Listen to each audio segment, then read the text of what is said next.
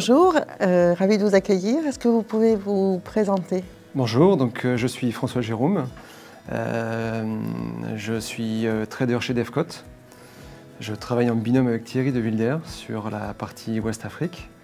Et je suis en charge aussi du Pakistan, de l'Inde et du Bangladesh à la vente. D'accord. Les marchés principaux?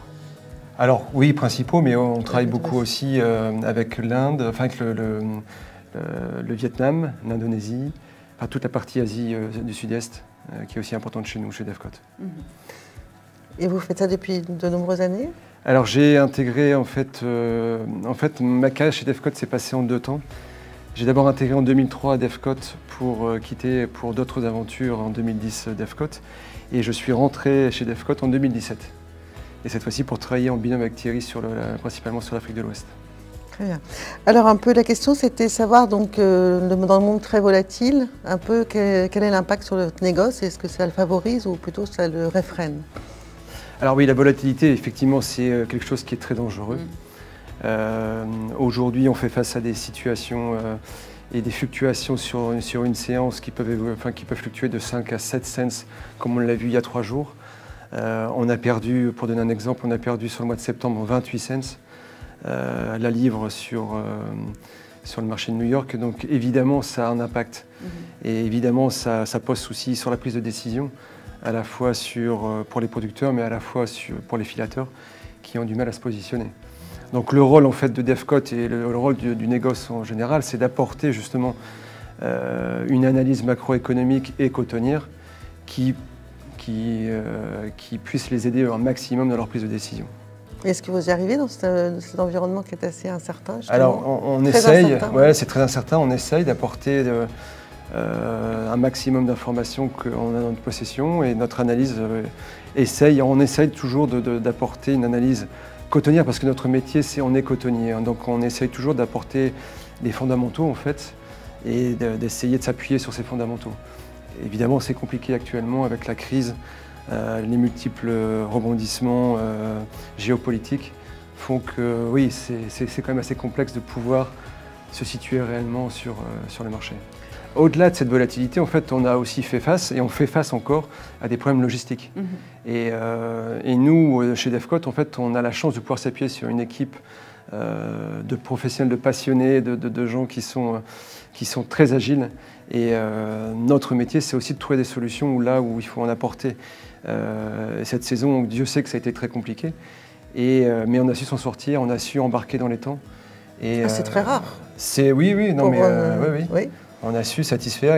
Et comment ça se fait? Vous avez des petits volumes ou c'était parce que vous aviez les relais sur place? Comment concrètement vous avez pu on a la chance. embarquer? Alors on est une taille. Alors Devcote, on est d'une taille moyenne, on est une structure moyenne. Et on a la chance d'avoir en fait nos dirigeants qui sont aussi les propriétaires de la société. Donc la prise de décision se prend quasi immédiate en fait. Donc ça c'est très important à souligner. Et ce qui nous permet de prendre les décisions très rapidement. Et généralement, voilà, nous on a aussi nos équipes sur place qui nous aident aussi. On a une personne qui nous aide sur place en Afrique de l'Ouest. Et nos contacts divers et variés qui nous permettent aussi d'avancer dans le bon sens. C'est du port d'Abidjan que vous embarquez de tous les ports. De tous les ports de l'Afrique de l'Ouest? Notre personne qui est en Afrique de l'Ouest est principalement sur Douala, qui est un port compliqué, mais il peut intervenir aussi sur tous les autres ports sur lesquels on embarque. On embarque principalement d'Abidjan, de Lomé, on a essayé le Conakry cette année aussi. Donc vous avez essayé pour le Mali? Oui. Donc vous avez fait, comment ça s'est passé? Ça s'est plutôt bien passé. Parce que c'était assez lent, non? Non, c'était chaotique, on a eu du retard effectivement suite aux événements, mais l'expérience finalement fut bonne. Est-ce que vous pensez que vous pourriez utiliser ce corridor par la suite, même s'il n'y a plus ces sanctions? Vous continuez à l'utiliser? Bien sûr, oui. Ah, on l'utilisera s'il y a une possibilité. Vous l'utiliserez ou vous... On l'utilisera si on a la possibilité d'utiliser. Si après, nos ports historiques, pour le Mali, ça reste Dakar, Abidjan. Mais vous n'envisagez pas de le faire une petite quantité régulièrement par Nouakchott? Pourquoi pas? Non, pourquoi pas, oui. Après, ce sera la situation qui fera qu'on l'utilisera ou pas. Mais c'est une situation qui était plus onéreuse? Oui, c'était plus onéreuse et plus longue. C'était un peu plus long. Parce qu'il fallait qu'ils se mettent en route et que c'était une découverte aussi pour eux, le coton, enfin tout au moins l'export du coton sur ce port-là. Donc oui, non, c'était une bonne expérience. À la fin, finalement, On a su embarquer comme il fallait, et puis voilà, avec un peu de retard. Mais finalement, l'expérience... Vous avez fait combien de tonnes justement dans ce... Sur Conakry, on a dû faire à peu près 500 tonnes. Est-ce que, donc, peut-être par rapport au coton, à la durabilité, est-ce que c'est une question qu'on entend de plus en plus au niveau des fabricants? Est-ce que ça se répercute au niveau du négoce? Et vous avez une demande plus importante au niveau du bio, équitable, ou certifié BCI, SMIA? Alors nous, chez Devcote, on a toujours eu l'envie d'aller sur ces marchés-là. En fait, on a cette fibre et on a cet attachement au développement durable et au respect de la planète, au respect des hommes. Et nous, ça a tout son sens, en fait. Et donc, on est forcément très attaché aux cultures biologiques. On parle de label BCI, CMIA, Fairtrade. Mais également de tout ce qui est l'agriculture l'agriculture régénérative. Donc c'est des choses sur lesquelles on va continuer à aller et on va développer encore, on va développer cet axe.